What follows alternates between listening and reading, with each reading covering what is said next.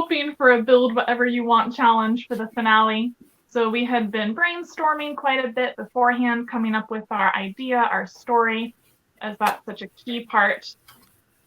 Due to just all the busyness of episode 8 and 9, we hadn't thought it through as much as we would have liked to. Mm-hmm. We kept saying, okay, we'll plan it out, but just other builds, we have other things to think about. But we did do some pre-planning, and our final concept was one we'd had for a long time, one of the stories we'd come up with from the very beginning of the show when we started brainstorming.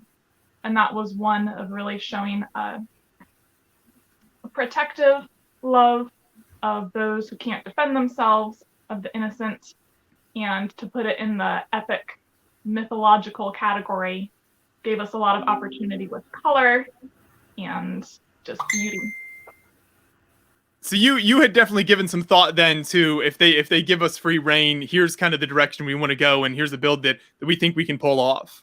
Yeah, and even before the show started, we had sat down and brainstormed, a variety of different stories that we might be able to tell, since we, figured that story was going to be a big part of each of the builds. So things like the sacrifice and, parental protection of the innocent, things like that were just sort of story concepts that we really wanted to try and portray if it suited the challenge, and things that are important to us and we love to show in an art form. And I think that really is those strong stories are more evocative and, emotional to the person watching it, and it makes it a little more special in our opinion. And I imagine that was also a response to feedback from kind of Amy and Jamie, the Brickmasters, who had been giving that sort of feedback each week on the show of really wanting that story appeal to a lot of the builds.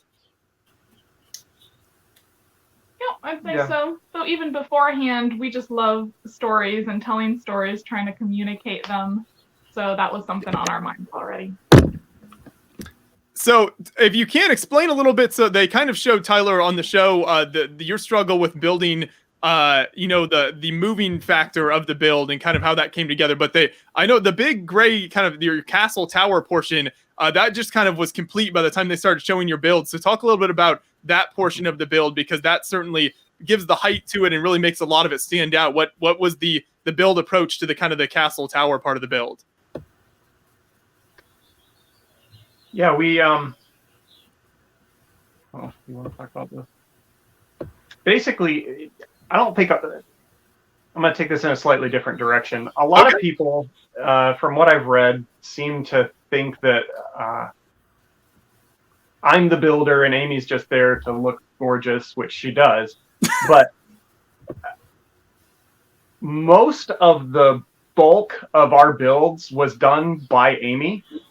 So, for example, with this build, Amy built the entire tower and all of the landscape.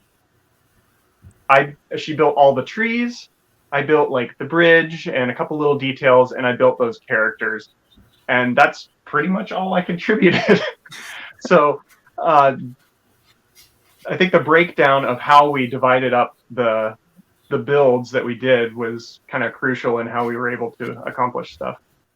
Well, that's good to know. Thanks for clarifying that. Yeah, because I guess in my mind, Tyler, obviously the work you've done in the community for so many years, I think definitely sort of pushes you out as the main builder. But it's good to know, Amy, that you were, I know you were there the whole time and contributing ideas, but also doing the build. So then maybe, Amy, if you want to take a grab of that question, what would you say was your approach to the tower building and kind of that getting that height and the castle look to that? Yeah, so one thing that was always in our minds for the build was making sure we were out of the real world enough that this was going to come across as very fanciful, mythological. And we thought about that a lot in our color choices, our use of shape and curve, design.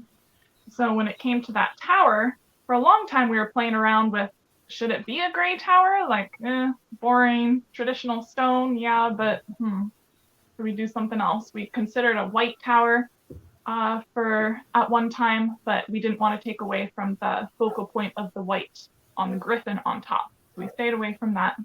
we did decide to go with the gray scheme for the tower, but really capture the, can't say the word, fantasy.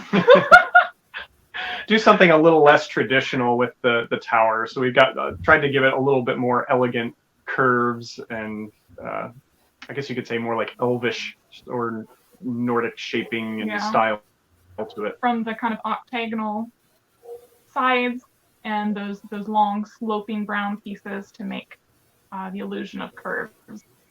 There's a couple things that were on our mind. That is always the struggle with castle builders, is avoiding that just kind of big gray wall problem of a bland, massive gray wall anytime you're doing any kind of castle structure. So I think you added enough to definitely to give some character to the tower itself, in addition to all of the other elements of the build.